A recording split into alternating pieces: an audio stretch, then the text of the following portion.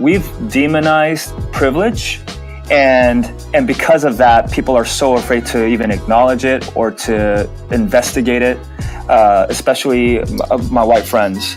But what I've been trying to encourage my white friends with is privilege is something that can actually be redeemed. It's not a bad thing.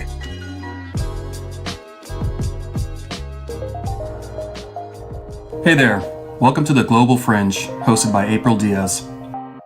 If you want to experience more of our complex, diverse world, lean into these stories.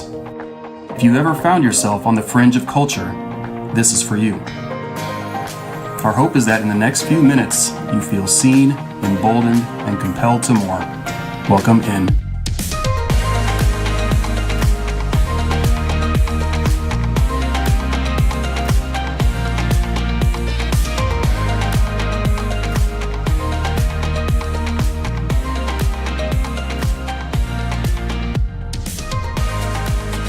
Welcome back to the show, everybody. You guys, it's always fun to host these conversations because I love so much learning from and listening to voices, leaders on the fringe. But it becomes even more special and beautiful when you get to host a dear friend on the show. And so I want to introduce you all today to my friend Daniel Kim, or as the rest of the world knows him, DK. Yeah. And DK, we have been friends since 2004, correct? Holy cow. I guess. Oh my gosh. Or do you think it's later? Were we not friends for a few more years? No, I think you're right. Yeah. I'm right. Yeah. I'm totally right. Wow. 2004, 15 years Yep. ago we met. We were all babies still. You weren't married. No, yeah. Of course, you didn't have your own babies. We didn't have babies, but we were both working on the staff at a church in Orange County, California. Mm-hmm. That kind of in some ways, in a lot of ways, like really helped us launch into ministry and pastoral work. Yes. And yeah, you've just been a dear friend for 15 years, and I adore your family and love you guys to bits. So I'm so grateful to have you on the show. Thanks for joining me. Man, it is an honor. It's a privilege. I love you. I love you and Brian and your fam. And it's just been crazy to think about all the life and ministry we've experienced over the years. And here we are, 2019. Yeah, and the best is yet to come. That's right. We're just getting started. That's right. There's so much left to do in the world. So, I mean, for those of you that are just joining into this season of the Global Fringe, here's a quick recap. We are focusing in on this season in this process that I use in coaching around how can you kind of move from point A to point B in your life? Like, how do you close the gap from where you're at to what you envision for the future, what you want to see happen, the life that you want to live?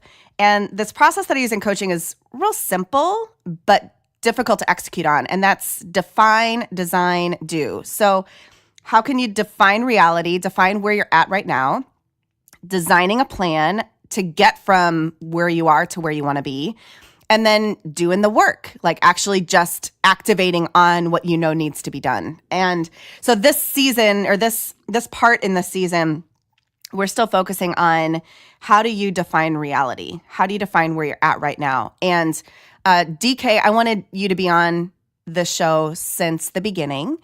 And schedules and logistics and whatever just caused us to get here now. But this is perfect because you are going to lead us in a conversation today around defining what reality is like in the American church, specifically as it relates to issues of diversity and multiculturalism, and having our local churches and the voices that speak into the broader church reflect really the wholeness of people and humanity and different languages and cultures and expressions of God.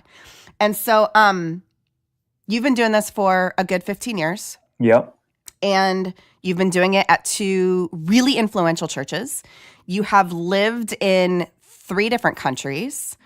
And I think that your voice is really important and it's really thoughtful and is a little bit provocative at times.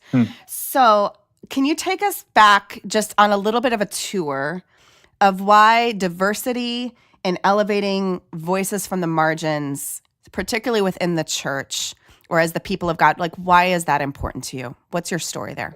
Yeah, I mean, I think it's in some ways easy for me to engage with this because I am part of that fringe. And my parents immigrated from South Korea in the late 70s. And my mom, she was a woman of prayer. And when she was pregnant with me in LA, she just had the sense, I'm going to have a boy. And the Lord is asking me to name him Daniel because just like Daniel of the Bible, her prayer would be that I would be a leader in a foreign country. I would be a man of prayer. She read through the book of Psalms and Proverbs to me while I was in the womb. So when she told me this stuff later as an adult, it just kind of all made sense. I'm like, wow, like I am living out my mom's prayer, her dream for my life. But yeah, obviously, I think growing up as a Korean American person in California, I'm around diversity, but I, grew up in an all Korean church, my parents' church, and it wasn't until I hit college that I got more exposed to multicultural ministry and settings. And I think that church that you mentioned, that's where I really began to have open eyes to see, wow, like, man, there's something beyond my Korean world. And I think a lot of times the Korean church, they do a good job of insulating sometimes where, like my parents have lived here for over 40 years and their English still kind of sucks, So it's like, it just shows you like you can really create an enclave for yourself here. And the Korean church is really kind of good at facilitating that. And I say good in a not so great way, and of course there's beauty. But yeah, so it wasn't until college when I went to UC Irvine that my eyes were open to a world outside of Koreans, a lot of Pan-Asian stuff, right? Other Chinese and Japanese, Vietnamese, Filipino. And then the church that we were a part of was that very Pan-Asian.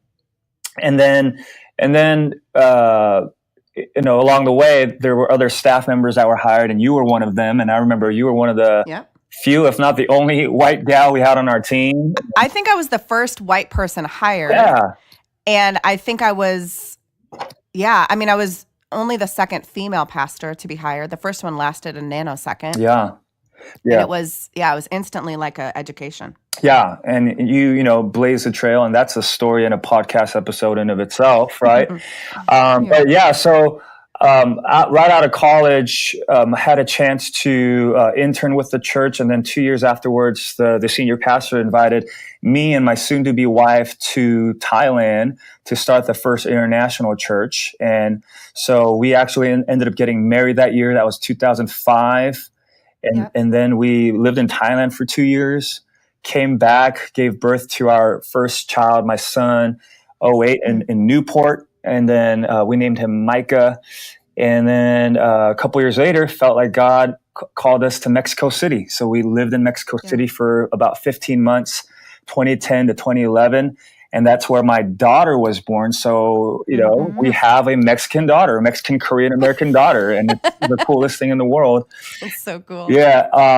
But yeah, I think having gone through those experiences, having experienced those things, definitely my eyes are wide open. I have a global perspective that I know many people don't have the opportunity to experience. And then, of course, being an American and living in this country for so long, I do believe I have eyes wide open to this whole idea of diversity, the dream for diversity in the church. And I do believe that's something that I am called to champion and step into in this season, especially in this season where culture and politics and society has amplified some of these issues. I think I do believe God's called me, you, others like us for such a time as this. It's really exciting, but it's also incredibly heartbreaking, as you know. And, our work is cut out for us. There's a lot ahead of us. Yeah. Yeah. The work is definitely in front of us, which is why I think like defining reality is such an important piece to be able to actually then determine the vision. Where do you want to go? What kind of world do we want to build? The Greatest Showman was like my soundtrack for 2018. and has like set some trajectory for me of like this world that we're gonna make, you know, Yeah. like when you close your eyes, what do you dream? So DK, when you close your eyes and you dream of the world that you want to make, if you can dream of the world that you want your son and your daughter Yeah. to grow up into and live out, Yeah. what does that world look like? Yeah. I mean, if I were to think about my current role as worship pastor of this church and what I talk about on a regular basis, it's spirit and truth worship.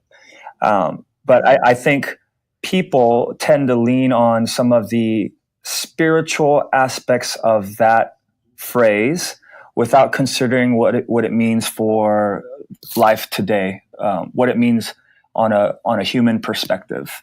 And I do believe when Jesus says we will worship in spirit and in truth, there is absolutely a spiritual component, but there is also this invitation for his kids, for his church to worship with eyes wide open and to be truthful about what they see, and to be truthful about some of the hurt and the hangups.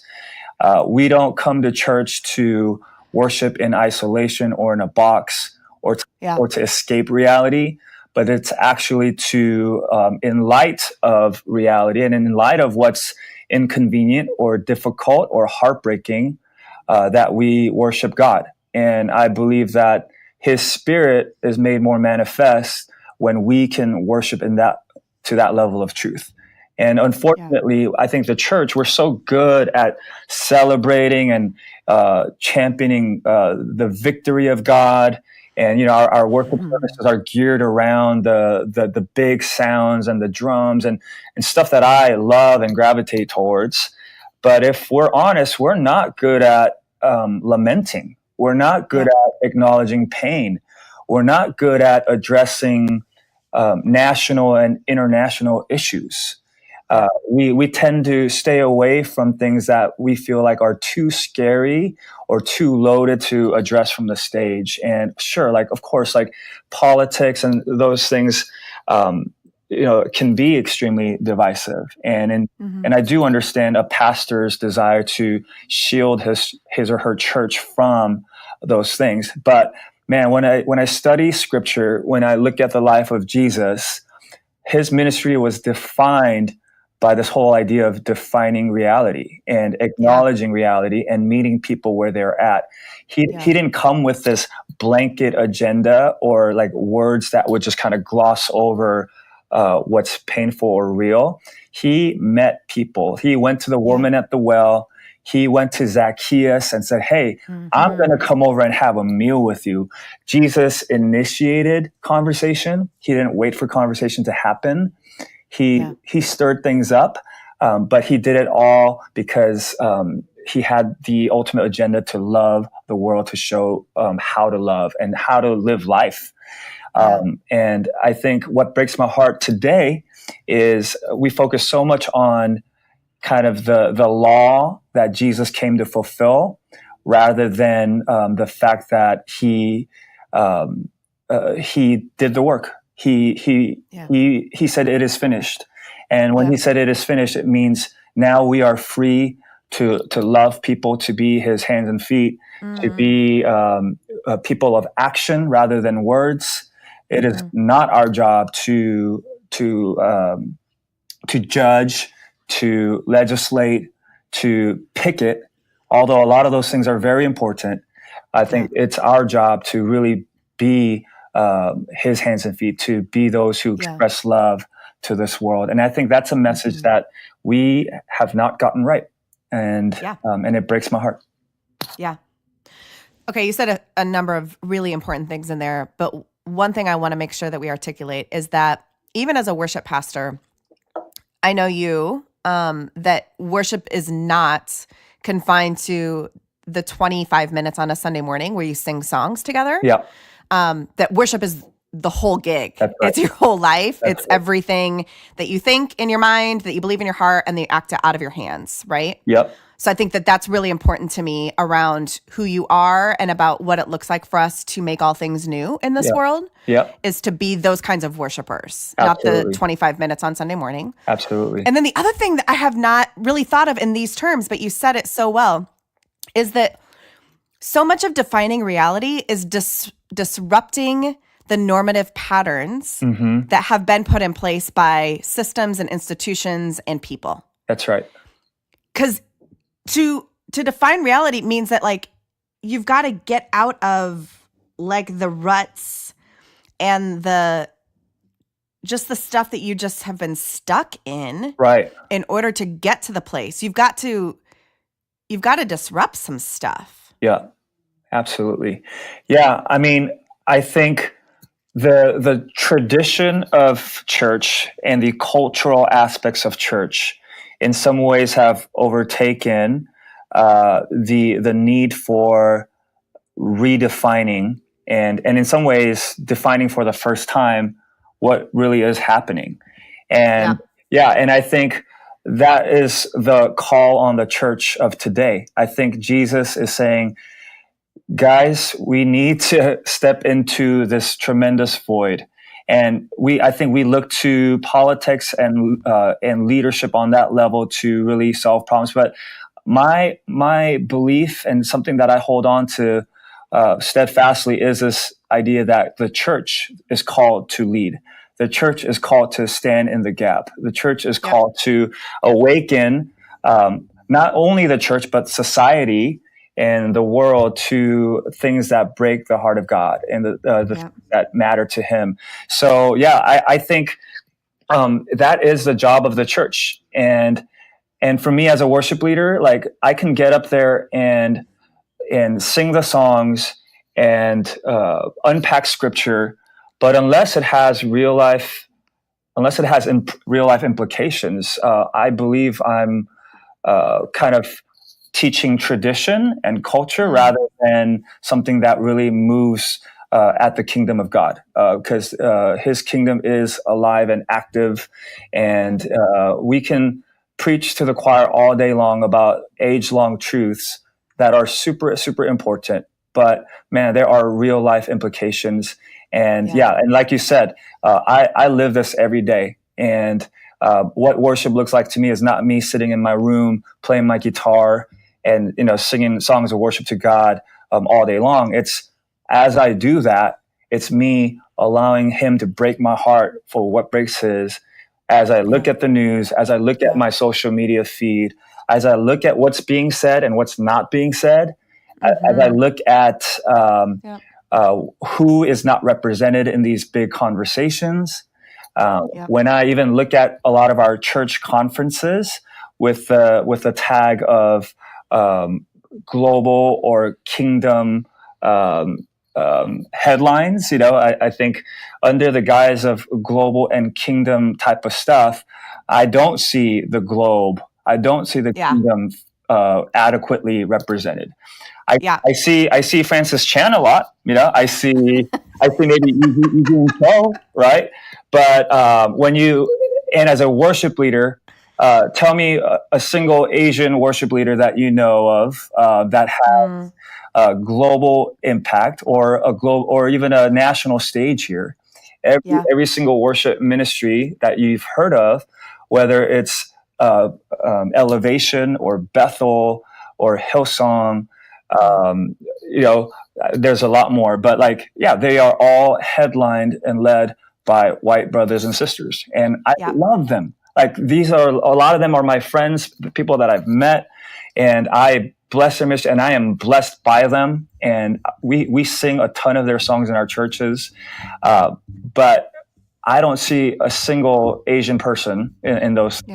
And then, of course, there are other races represented here and there. But overall, I think we've done a terrible job up to this point of adequately representing not just diversity, but beyond that is this whole kingdom idea.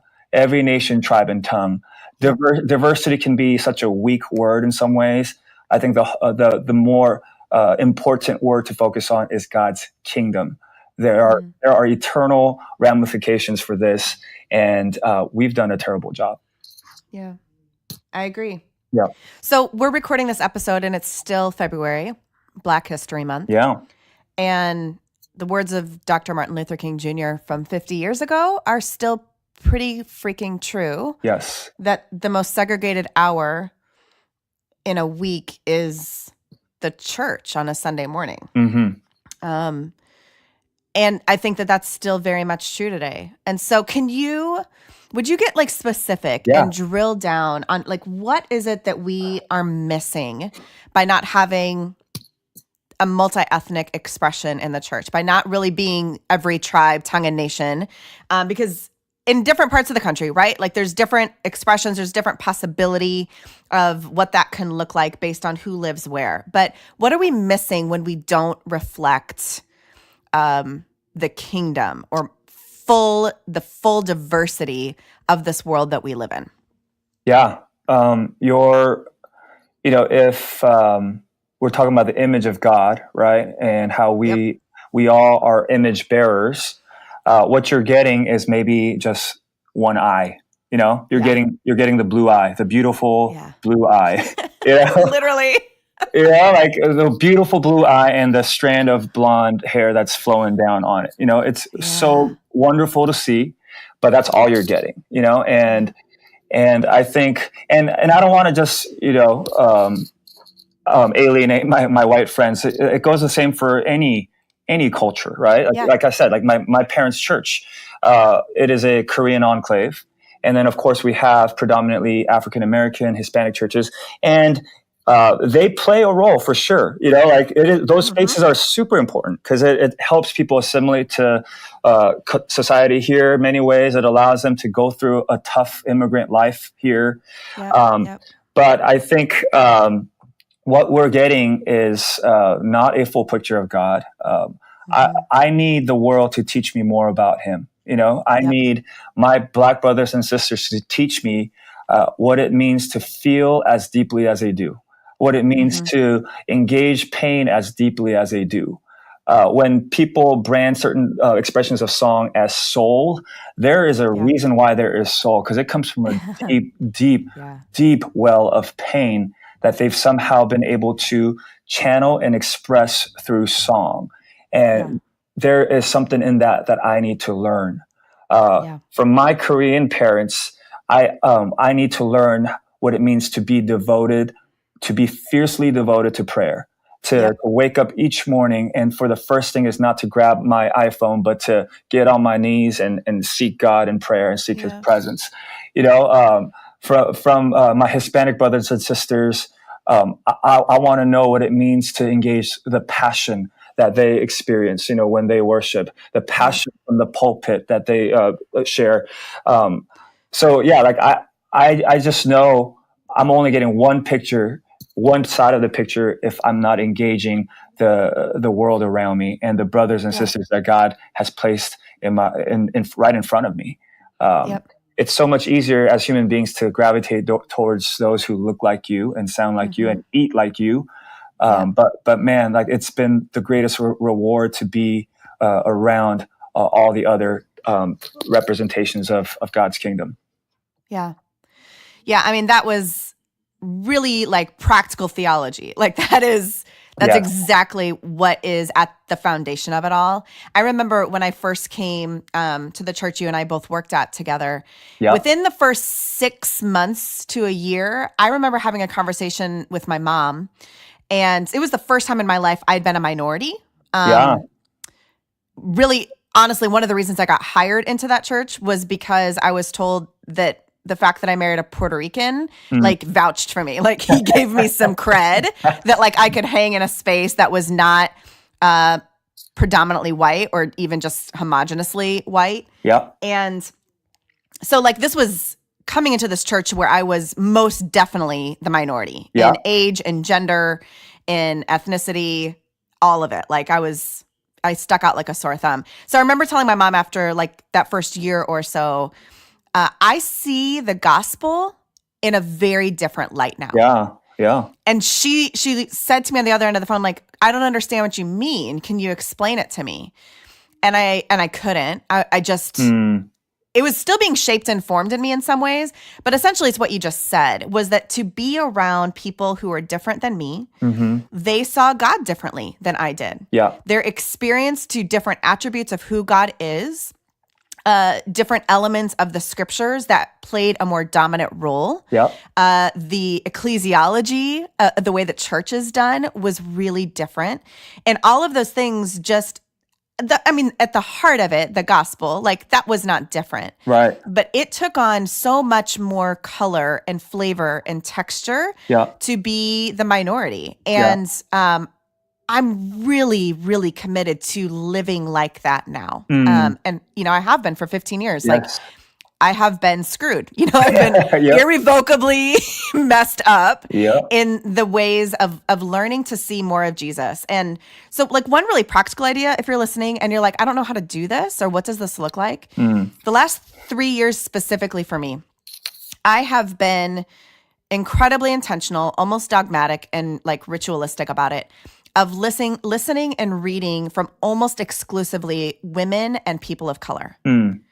So in my reading, in my podcasting, in my music, in almost everything that is like feeding me and showing me a worldview, I have really committed myself to learning from women and people of color. And again, it's not to say that like the white male voice is unimportant. It's just that I've been saturated in the white male voice from the time that I was born.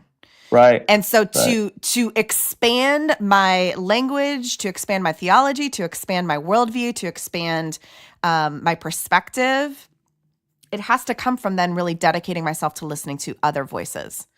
Yes. So has there been a practice for you like that has helped you go from here's where we're at right now, as the church or in the culture, to moving yourself closer to what point B looks like of a more holistic, global, gospel kingdom worldview? Yeah, no, like so what I want to say is a light went off in me in 2016 after the election because I had been at my current church right now, and it's a predominantly white church. And for the record, I love where I am, and it's been an amazing ride. And I actually enjoy being a minority again, because coming from a predominantly Asian church, I think I've always wanted to be in a setting where I would be challenged, where I would feel like I have to really carry the mantle of building bridges and helping create the diversity and a diverse culture. So, that's what I feel so strongly about my calling right now is after the elections happened and we live in a world that is extremely charged and more divided than ever. I feel this call to bridge what's divided. And so in some ways, because my entire experience has been the minority experience, I've actually had to kind of go in reverse and engage more of the stories and the processes of my white brothers and sisters.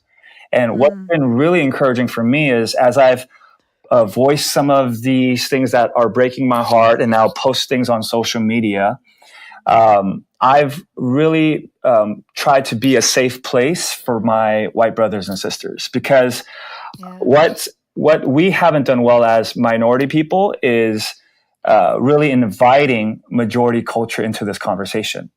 What we're good at a lot of times is what I call the minority mic drop, which is we have a space or a platform, and we basically say everything that has hurt us, and we speak of the oppression, and it's all legitimate stuff, but we say it with such vitriol and anger sometimes that our white brothers and sisters have nothing left to say. And it's kind of like, ooh, okay. And we do the minority mic drop and we walk away. We've said our piece, but then it leaves our white brothers and sisters feeling like, okay, I have no idea how to engage that. And that was scary, so I'm not even going to try. So they walk away. But what's been encouraging is as I've posted on things and as I've shared, a lot of my white friends have just caught on to this vibe of like, oh, DK is kind of a safe guy. And I've never heard these things voiced in this way. And so they'll shoot me DMs or text me. and they'll say, hey, I want you to know I've never thought about that thing in that way. I've never considered Black Lives Matter in that way. Can we have lunch? Can you tell me more? And I've engaged in some of the most encouraging conversations that I had never experienced before in this season. And that's been one of the most fulfilling and gratifying things, to be able to engage people from majority culture in safe conversations that are eye-opening and that are mutually respectful and bridge building. And I believe that's the call on us as minorities. It's to invite majority culture into the conversation. It's not so much about getting the word out about our pain and the oppression. Let's do that, but find a way to get to a better place outside of that, and beyond that, rather.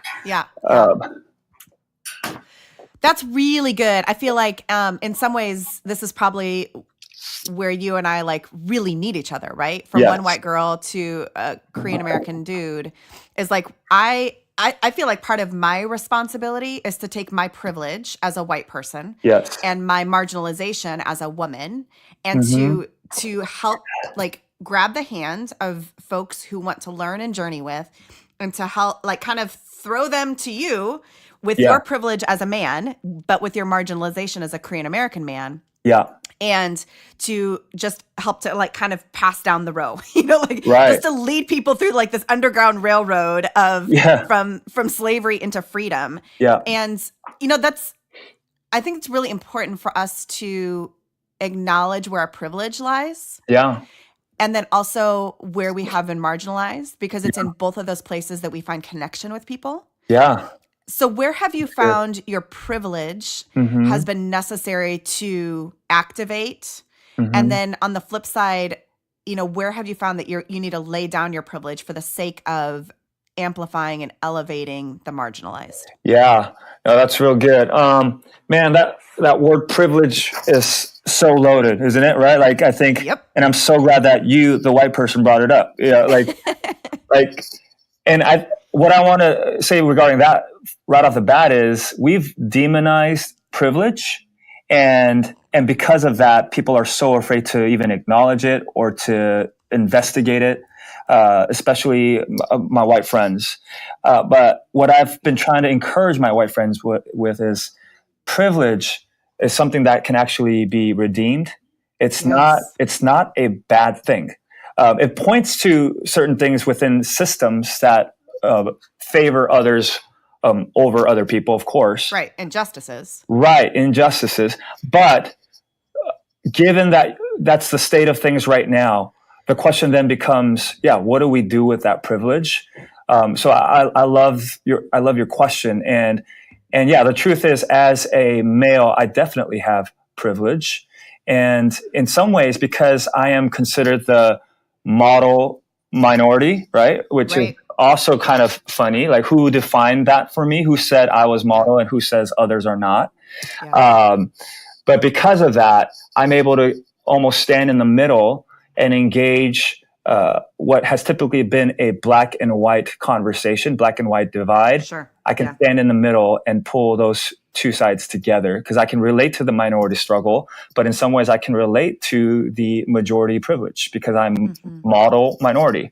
So what I've done with my privilege is I've made it a point to share the platform that I have at my church. And we are an extremely large church. We are well resourced. And I'm so grateful that our senior leadership took a chance on me and hired an Asian American worship pastor. But because of my position and privilege here, I've had the opportunity to build my own team, to hire people from the ground up. And now I have a team that's comprised of white guys, a black guy, Hispanic. If you look at my worship volunteers, it is one of the most diverse teams on our entire campus. So on any given weekend service, you see the nations represented on our stage. And that's something that I've done with my privilege, with my ability to hire, to identify, to see, and to promote that's what I've done. And it's been the most exciting thing to experience. And people, when they visit our church, that's one of the things that they notice. Yep. And without saying any explicit words, people get it. They walk in and they're like, oh, wow, this is worship. This is every tribe, nation, and tongue. Yep. This is heaven's dream taking place on stage right now. So that's one of the ways, I think of many. Yeah, I love that. And I have seen you do that with great intentionality. And I think sometimes when you are a leader on the fringe, it is easy to have a scarcity mentality of like, oh crap, I better take care of myself because otherwise the majority is going to sneak in and I'm going to lose my place. Right. And I think that you've done a really important work, DK, of having an abundance mentality to where that, there's not a limited resource here. Like the only thing that's limited is evil. The unlimited stuff is the things of love and joy and peace and, that kind of fruit. Yeah. And you've done that kind of work. There's a CEO, a woman named Sally Krawcheck, and she's been the CEO at like large banks in America, but she founded and is now the CEO of a company called Ellevest. And she's a financial advisor for women specifically. Yeah. And in this business that she does, it's focused on, the entrepreneurs and the small business owners who are women in our country because she wants to elevate that. But she said something that very much dials into what you're saying. She said, diverse teams outperform smarter, more capable teams. That like there's something like much richer and smarter when a lot of different perspectives come together. So can you give us like one or two examples of how your diverse team has outperformed maybe other teams that are even in your church or things that you've seen on the outside by the pure nature that you carry different perspectives and different parts of the image of God? Yeah. One of the things is I think we can speak towards some of these larger issues that surround the church and our nation with a greater level of authority. And it's not authority that we generated ourselves, but I really believe it's the design of God, right? And it's a spiritual authority that He's given us because we're in community with one another. And one of those things that we've been able to do over the last couple of years is we've been able to celebrate Black History Month on a weekend. At this predominantly white mega church, we've been able to acknowledge and celebrate Black History Month because one of my teammates, he is African American, and over the years he's just built up such a trust with the church, and he is one of the most dynamic leaders on our staff. We can go there, and we can go there in a way that's not token, that's not dishonoring in any way. It's fully authentic to who we are because we've given Darius a big voice here. And that was with purpose and with design, but also just naturally through our relationship. And that, I think that's the other thing. It's not just hiring diverse people, but it's hiring people into spots that are critical spots in the church, places of great influence and places with a megaphone type of platform. So. And I think that's the key because if we're not careful, we're making token hires. Yep. But when we intentionally give people spaces of leadership that matter, that's when the change begins to happen. Yep. And so that's something that's been really exciting over the last couple of years. Is whenever February comes around, we can acknowledge Black History Month. And it is a powerful service. It's one of my favorite services of the year. And then on top of that, I love that it's not one week out of the year where Black people show up on our stage. It's like, all throughout the year, we have people on our team who are representatives of that culture. And so it's not a token thing. It's real. Who we are. Right. And in some ways it's like that's the same would be true for like Easter. Like Easter is not a token Sunday because it's the one Sunday that we celebrate the resurrection. Yeah. Like you celebrate the resurrection throughout the life of the other 52 weeks or 364 days of the year, right? Like it's embedded into the value system and it's having voice beyond that one day. Yeah. And yeah, I was there that Sunday and it was beautiful. It felt like one of those thin places where like heaven is touching earth and Mm, it's like, this is what it's supposed to be. This is what we're supposed to experience in one another and in this way of life that Jesus has come to offer us. And so I was going to ask you like, what's really the litmus test for diversity? And mm, you just said it. Like mm. it's taking opportunities that are in front of you and it is making sure that those are not token Yes. or some sort of affirmative action, but Right. there's a power and an authority and something that is embedded into who you are. So Absolutely. you said it all. Yeah. Okay, what's one thing Yeah. churches need to do in order to be more diverse, to be better expressions of the kingdom? Yeah. Oh man. That's Every tough. church is different, right? I mean, Yeah. that's not a very fair question, but I'm going to Yeah. make you say one thing. Yeah. I mean, there, yeah, there's 10 things I want to say. Um, I, okay. How about this? The one thing I'll say is don't be afraid. Don't be Yeah. afraid. I think fear limits us. The fear of the unknown, fear of sounding like a fool, Yeah. fear of asking stupid questions, Yeah. fear of engaging what seems like loaded pain.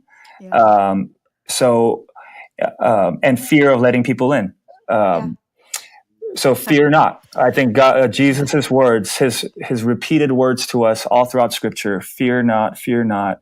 Yeah. I think is such an important word for us because think about what happens when we don't have fear. There is trust.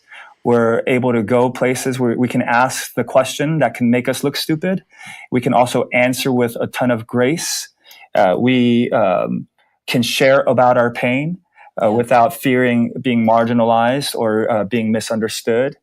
I think fear has been the greatest device of the enemy to divide the church. And Yeah. my encouragement to the church would be fear not. Yeah. That's perfect. That's excellent. Let's go I there. think that one of the things that you have been so helpful with and so many of our other friends is, when I stepped into a space where I was the minority and where there was so much diversity, I could hardly figure out like how to navigate through it, Mm. was two things were so critical for me to move forward. One was I needed to listen a whole lot. So Yeah. it's when I first started like really reading and watching and listening to stuff that was outside of my majority culture, that in the listening, I was able to find some footing. Yeah. But then there's also like friends like you that I could say like, hey, this is a really stupid question, but I don't really understand what kimchi is. Can you tell me what kimchi is? Or can you tell me what like this custom is that you do? Like for, this, you were there. For our littlest first birthday, we threw him a Korean doll.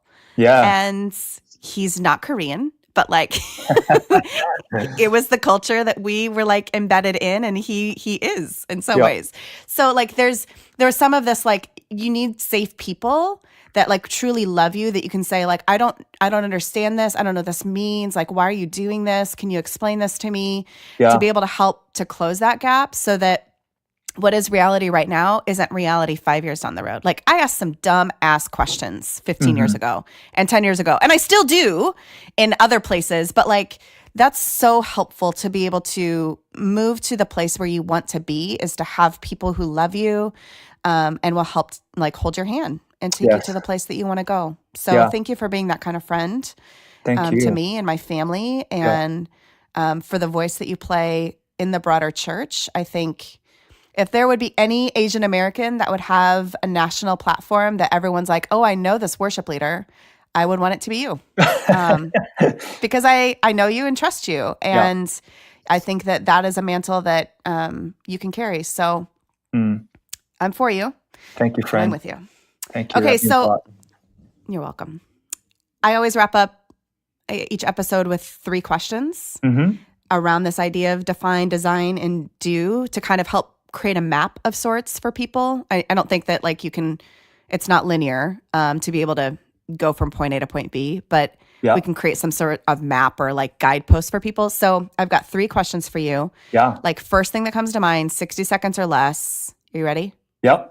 Okay. First one is around this define idea. So how do you give yourself a reality check? Ooh, It's good. I stay connected to the news, as painful as it is. I stay connected to social media, as flawed as it is, because it still gives me a real picture of how people are thinking and feeling. I engage and invite as much conversation as possible. And yeah, I read books like Just Mercy by Brian Stevenson. Oh, Like, yeah, the so good. attorney who spent his lifetime defending those on death row who have been wrongfully accused. And you get a picture of injustice at a whole nother level. Yeah. So yeah, there's education happening, but there's also, there's intentionality and there's engagement with others and not being afraid of that engagement. Yep. I would also just add on that your wife and your children give you a great reality check. Oh my gosh, Because yes. Sadie won't let you get away with crap.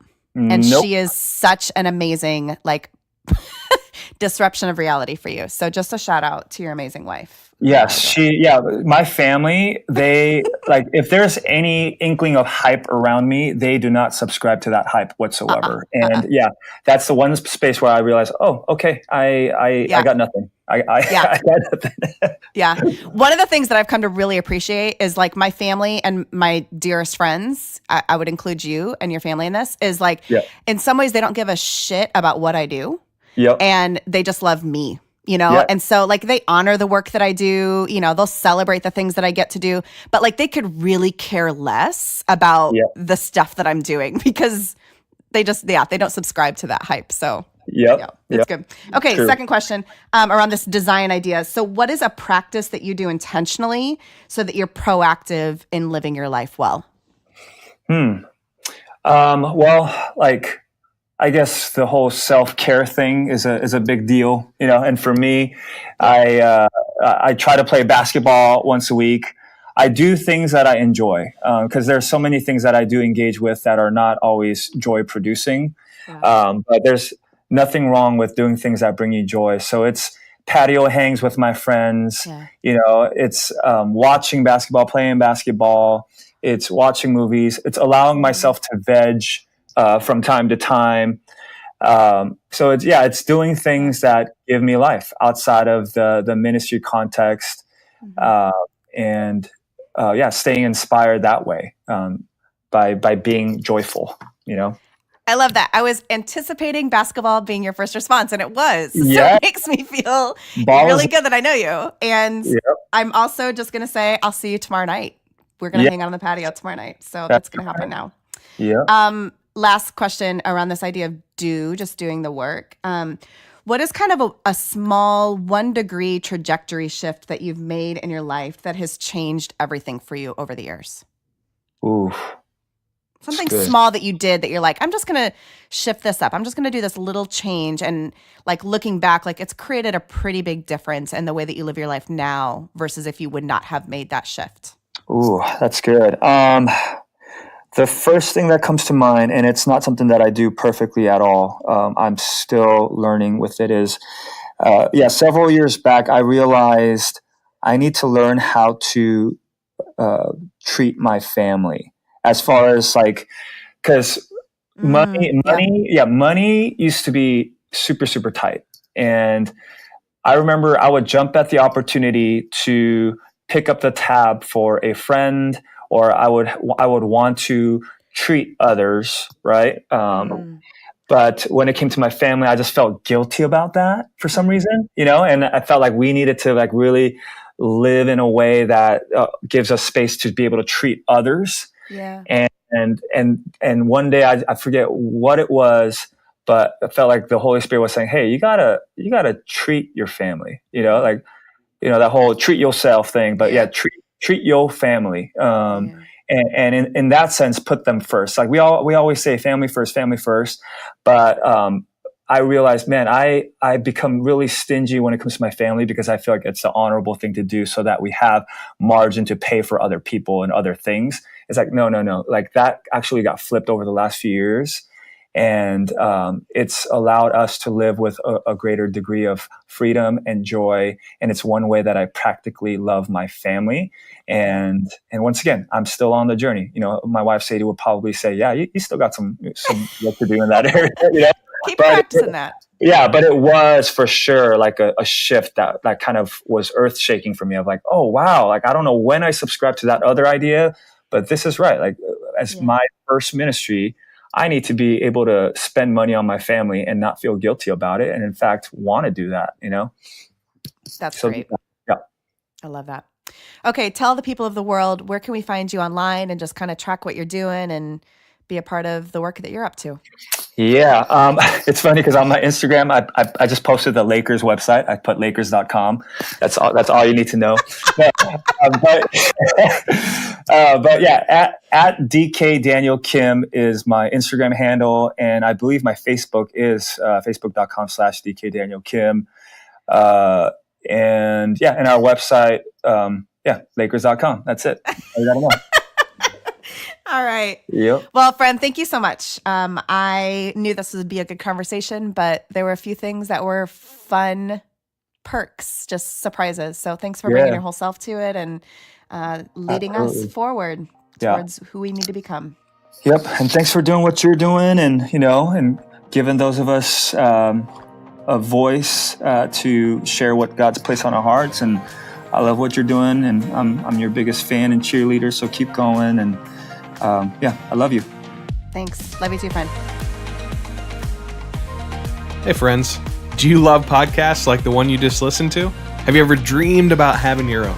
Well, my name is Michael, and I work for Truthwork Media.